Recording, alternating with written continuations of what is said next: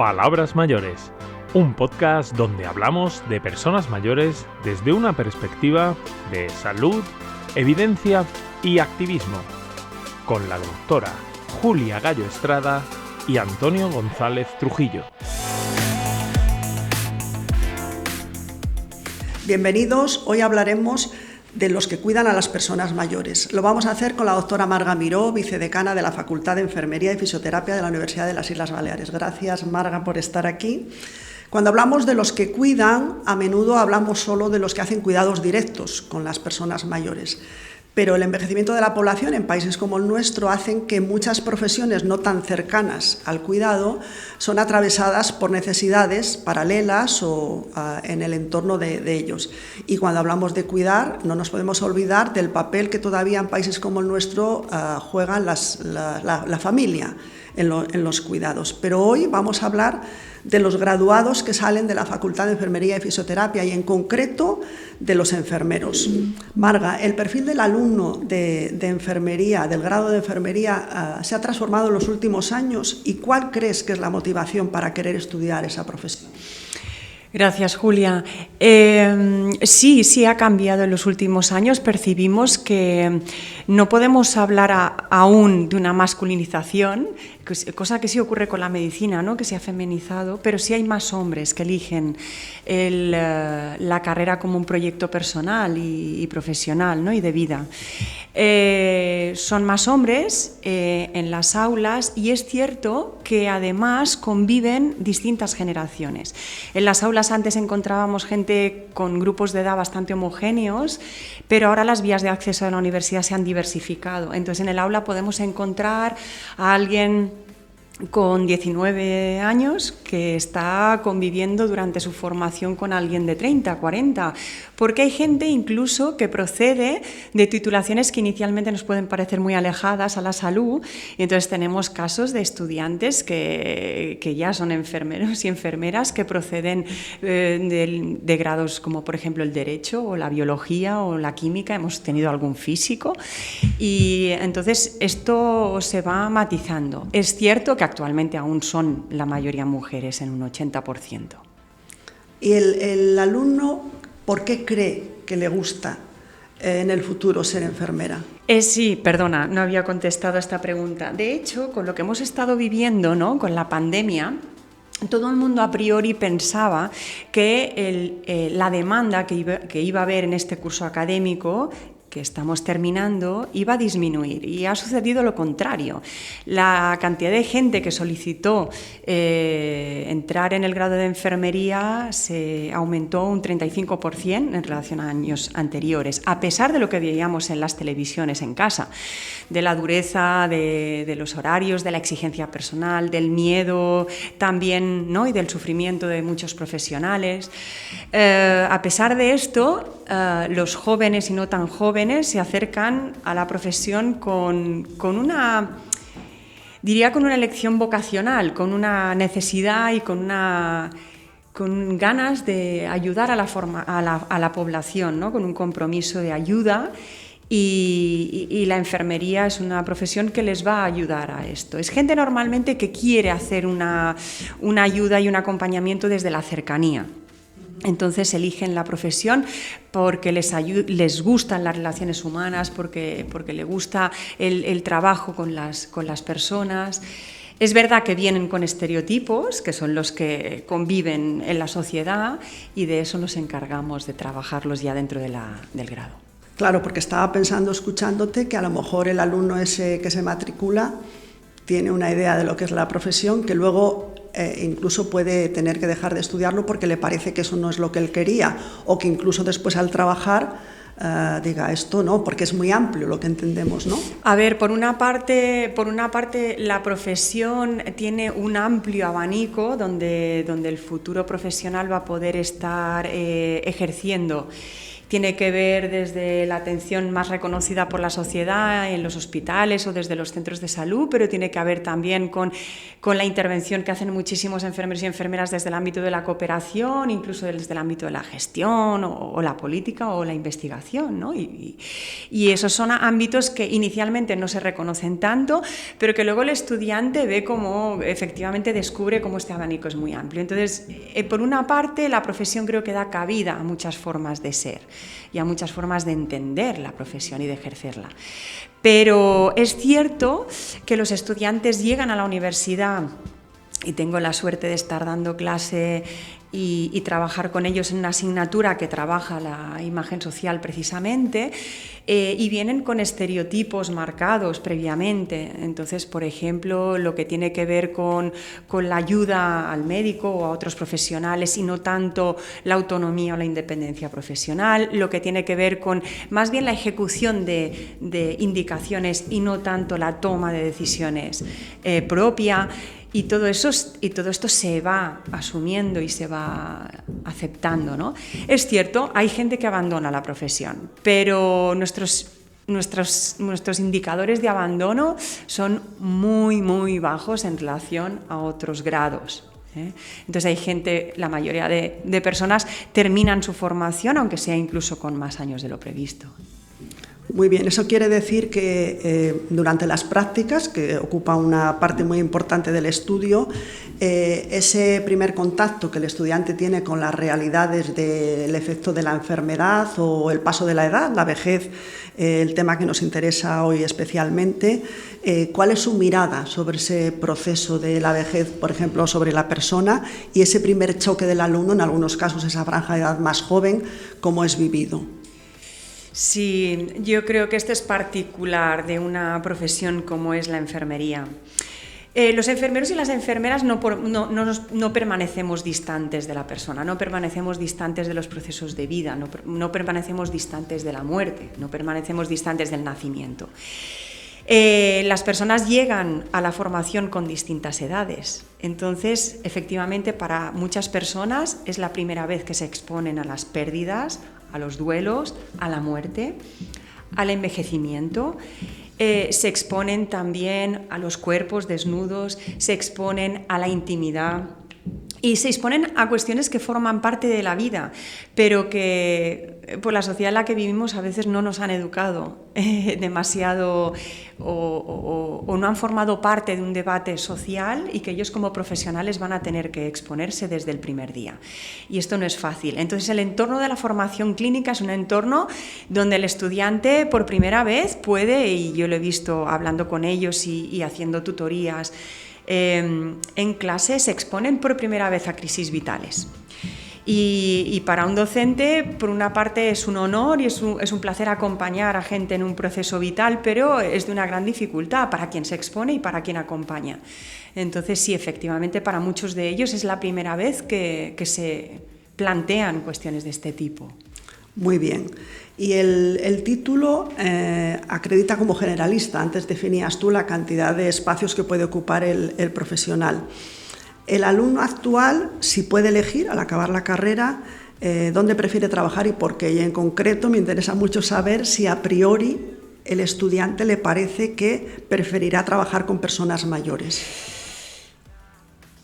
No lo prefiere. No lo prefiere porque es un ciudadano de esta sociedad y esta sociedad no está valorizando y no está reconociendo y no está protegiendo bien todo lo que tiene que ver con envejecimiento, todo lo que tiene que ver con cronicidad, todo lo que tiene que ver con fragilidad, con vulnerabilidad.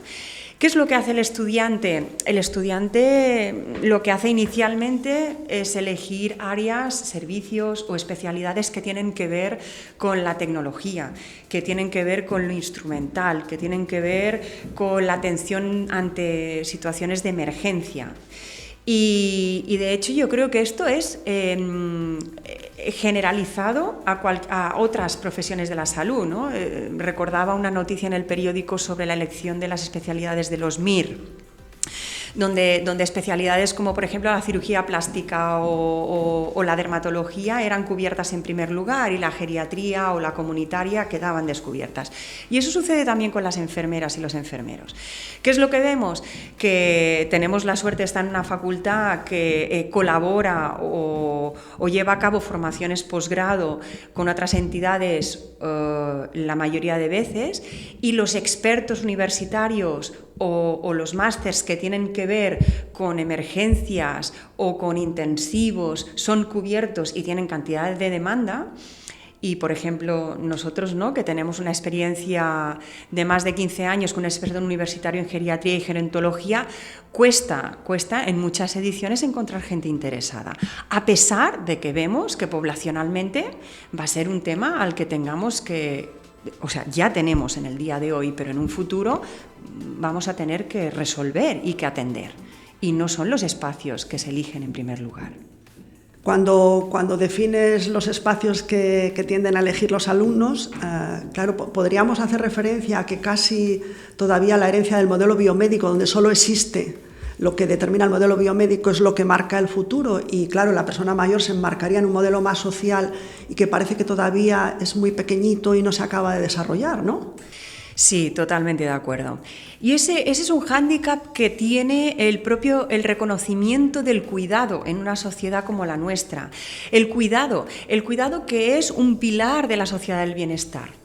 Y que el cuidado además es asumido la mayoría de veces por mujeres, y en muchas de esas situaciones por mujeres migradas, y en muchas de esas situaciones además en situación administrativa irregular.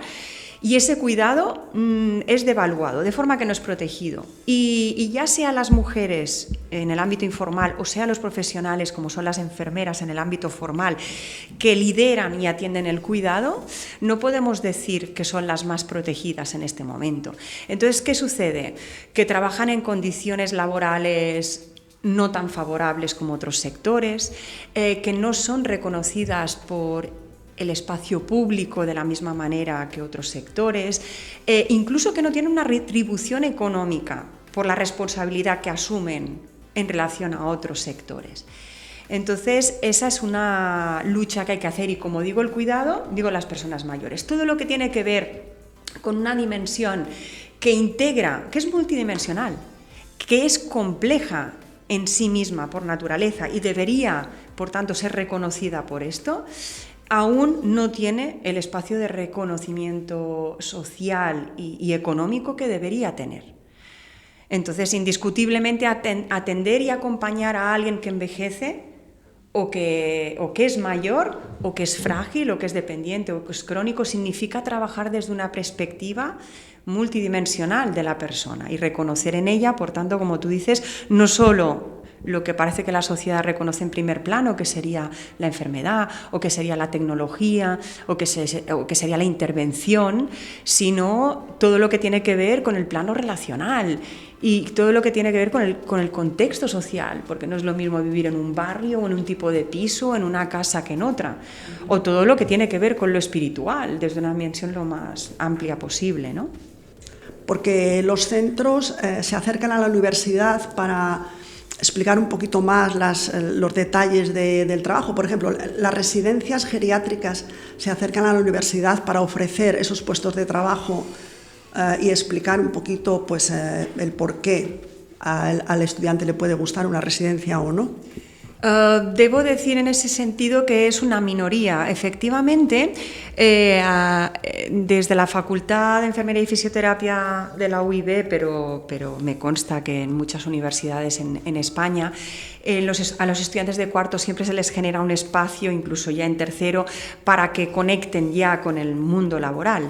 Entonces, muchas organizaciones efectivamente vienen y explican su proyecto y incluso las condiciones, ¿no?, de contratación, etcétera, y son una minoría los centros, residencias de personas mayores o centros sociosanitarios que lo hagan. Es decir, no están... No venden, perdóname que use ese término más, ¿no?, tan neoliberal, pero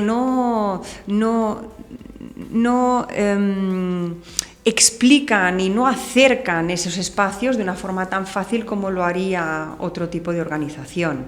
Entonces los estudiantes a priori ya no tienen ese sesgo hacia esa tendencia hacia la atención geriátrica o de personas mayores, y además los centros no son tan proclives.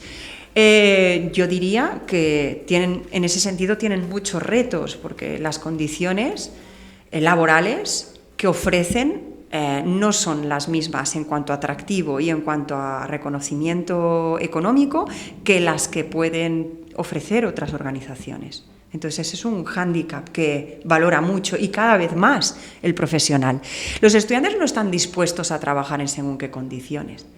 Antes puede ser que sí, pero eso es un cambio generacional. Ahora no están dispuestos a someterse a condiciones de explotación o a condiciones de desgaste o de hostigamiento. No, ellos buscan y valoran cada vez más climas éticos, relaciones con el equipo, buscan condiciones, y si no lo hacen, lo que hacen es, a pesar de incluso situaciones precarias, económicamente hablando, seguir formándose antes que insertarse en el mundo laboral. Vale, entonces, sin querer has contestado a esas noticias a veces que oímos de que las residencias geriátricas se quejan de que tienen dificultad para encontrar enfermeras. Lo acabas de explicar. Es facilísima la solución.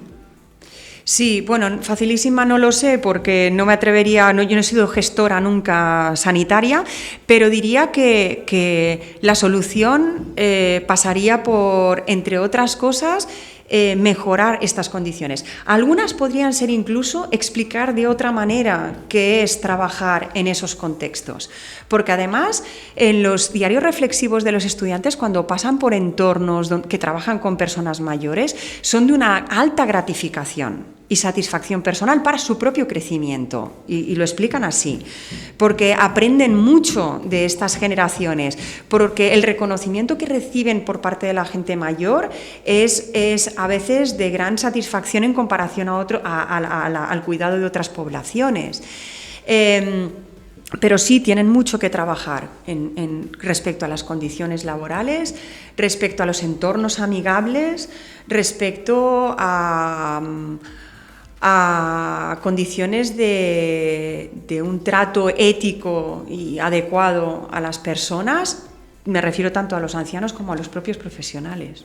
Y eso también mejoraría con el tema de la formación, ¿no? La universidad ofrece formación de especialidades y de posgrado, y algunos centros grandes, léase los hospitales, tienen también formación continuada. Claro, las residencias también adolecen de esas debilidades, ¿no? En algunos casos ellos como empresa no ofrecen, y luego los ratios de profesionales, en este caso de enfermeras, no permite que ese profesional esté liberado un tiempo que quiere formación, ¿no? Claro, eso es un gran aliciente, ¿no? Cuando nosotros elegimos una empresa, y vuelvo a repetirlo, ese es un distintivo de las generaciones que no sucedía hace 5, 10 años o 15 atrás. Ahora el estudiante, el futuro enfermero, la futura enfermera valora muchísimo esos alicientes y valora cómo la empresa le va a estar cuidando a él como profesional, y la formación continuada pasa por esto, toda la formación por posgrado, el tener una oferta, el tener la posibilidad de no solo de formarse, sino de plantear proyectos de investigación en esos entornos para mejorar las prácticas, el que dispongan de instrumentos que les proporcionen seguridad en clínica para la atención que dan a esos pacientes. Todo esto cada vez se está poniendo más. Entonces, son como filtros previos a la hora de elegir un centro o una organización en la que trabajar. Entonces, sí, efectivamente, dicen que adolecen de profesionales, y muchas veces es porque el profesional no está dispuesto a trabajar en según qué entornos, entonces elige perfectamente la oferta que tiene. Muy bien, la dificultad en tener profesionales que quieran trabajar en algunos sitios se da más, por ejemplo, en residencias, pero todos los veranos oímos la noticia aquella de que hay dificultades para cubrir las vacaciones, no solamente en las residencias, en los hospitales, en las clínicas privadas, etcétera, etcétera. Si salen una media de 100 al año, ¿dónde se van? Sí. Bueno, yo diría que cada vez, y esto también creo que lo ha acentuado mucho lo vivido durante la pandemia. Por ejemplo, en el caso de la facultad tenemos 2 promociones que han sido promociones pandémicas. Alguno de ellos y alguna de ellas no han podido hacer prácticas en confinamiento y lo han hecho cuando las restricciones eran menores. ¿Qué ha sucedido? Que estos estudiantes han vivido en primera piel, en primera mano, toda la... Discúlpame, no lo cargo del sufrimiento vivido por los profesionales. Han encontrado profesionales cansados, han encontrado profesionales que incluso muchos de ellos han abandonado o se han planteado abandonar la profesión, o prejubilaciones, o se han encontrado con bajas laborales por depresión. Entonces, ¿qué es lo que sucede? Que los estudiantes cuando terminan su formación, vuelvo a repetir, no están dispuestos a trabajar en según qué entornos y condiciones. Y esto cada vez lo están valorando más y muy bien que hacen, porque es la única forma de generar presión también y que el sistema entienda que no solo es necesitar un número N de profesionales, sino que si quiere retenerlos y retener talento, necesita ofrecer también según qué condiciones. ¿Y qué hacen los estudiantes? Pues los estudiantes se gradúan, pero los estudiantes deciden en muchos casos seguir formándose, porque además las promociones están cada vez más formadas. Y hacer un máster ya no era aquello de cuando yo me formé en los años 90. Hacer un máster es prácticamente necesario para quien termina un grado. Y se lo plantean como una continuidad natural de su formación. Y muchos de ellos y ellas se lo plantean incluso cambiando de país. Y se van a otros países para además conocer otros entornos y otras experiencias culturales, ¿no? Muy bien. Abrimos un poquito la mirada. Las empresas en un país envejecido como el nuestro tienen, diría yo, por lo menos 2 preocupaciones. Una, el recambio del profesional que se jubila, que tenemos una modalidad en donde a menudo el que se jubila no conoce al que le sustituye, y eso cuando menos está siendo cuestionado en qué dirección habría que cambiarlo, o si tiene ventajas o no es necesario. Y otra de las preocupaciones de las empresas es cómo sus trabajadores concilian la vida laboral y familiar. Algunas empresas tienen tímidamente, pero bueno, proyectos de acompañar al cuidado de los hijos, pero empresas que piensen que el trabajador tiene padres mayores son escasísimas, dándose la paradoja de que con la natalidad que tenemos es más probable que usted tenga que cuidar personas mayores y que tenga que cuidar hijos. ¿La universidad crees que tiene algún espacio de reflexión en ese sentido? Yo creo que tiene mucho espacio para trabajar. Es un reto para la universidad. Creo que si comparamos la Universidad Española en comparación a universidades internacionales, yo conozco unas más que otras y puedo compartir a lo mejor la experiencia con compañeras, por ejemplo, canadienses. La Universidad Española creo que debería retener y reconocer y atender bien el talento que se va de una universidad por un proceso vital de jubilación y que es alguien que ha estado 45 años como docente o como académico o académica o investigadora. Debería retener ese talento y seguir contando con él por el valor que supone la experiencia, por el valor que supone el conocimiento. Y creo que a día de hoy no lo hace. Y hay relevos como los que tú apuntabas, donde se nos va un compañero o una compañera que es un experto y experta en esa área y aparece alguien sustituyéndole y ni siquiera hay un relevo y no desaparece la cooperación y la colaboración. Entonces ese creo que es un hándicap de la Universidad Española. Tiene que retener, tiene que buscar espacios donde estas personas sigan colaborando y sigan transmitiendo todo aquello aprendido y todo ese saber. Y en cuanto a la conciliación, diría que también deberíamos seguir trabajándolo mucho como país, pero también como universidad pública, claro, porque en mi caso como la de muchas compañeras y compañeros, conciliar la crianza, ha supuesto una merma en mi carrera profesional y ha supuesto, en mi caso personal, por ejemplo, no poder optar a una cátedra en un momento donde a lo mejor las condiciones eran, pero no han sido porque he vivido una desigualdad por el hecho de ser madre y optar por una crianza de una manera determinada. Entonces mi producción, en este caso científica, se ha visto disminuida y esto, claro, pone una dificultad. Y no debería ser, aunque sea una opción de vida personal de una persona, sea mujer u hombre, no deberían existir esas desigualdades. Y ya no te digo si se trata de cuidar a una persona mayor. Y sucede lo mismo, conozco compañeras de mi entorno, de la universidad, de mi departamento y otros, donde han tenido que cuidar a personas mayores y por tanto el sistema las ha excluido y las ha dejado de mirar durante un tiempo determinado y claro, estas personas cuando se incorporan al mundo académico ven de nuevo, sufren pues un traspiés. Han dejado como un espacio de tiempo donde el sistema les está penalizando y no reconociendo que en ese espacio de tiempo han estado cuidando, han estado acompañando a una persona mayor, a una persona que está creciendo y que aún no es autónoma y esto es un país en el que sí hablamos de ello, pero aún no hay políticas ciertas, efectivas, que las personas que deban hacerlo por opción personal o por obligación de vida, no se vean penalizadas. Muy bien. Vamos a... No sé si quieres añadir algo más en relación a... ¿No? Vale, tenemos que decir que no hemos hablado de fisioterapia, tú eres decana de la Facultad de Enfermería y Fisioterapia, no porque nos hayamos olvidado, sino porque tendrá que ocupar un podcast en sí mismo y sí que podemos adelantar que no se puede hablar de personas mayores sin hablar de los profesionales de fisioterapia, no se puede hablar de síndromes geriátricos como por ejemplo riesgo de caída, incontinencia o problemas de movilidad sin tener en cuenta o recordar el papel a veces también olvidado y poco visibilizado del fisioterapeuta, ¿no? De acuerdo, lo dejamos aquí. Marga, muchas gracias por estar con nosotros y por acercarnos a esa parte de la realidad del cuidado de las personas mayores.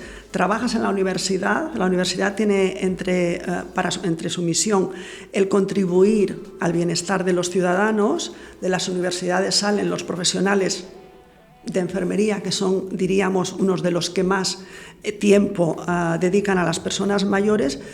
Podemos decir que si los centros que atienden a las personas mayores entienden el por qué mejorar los ratios de enfermeras, estaremos cerrando el círculo, ¿no? Nos podremos poner contentos. Lo estaremos mejorando. Gracias, Marga. Gracias.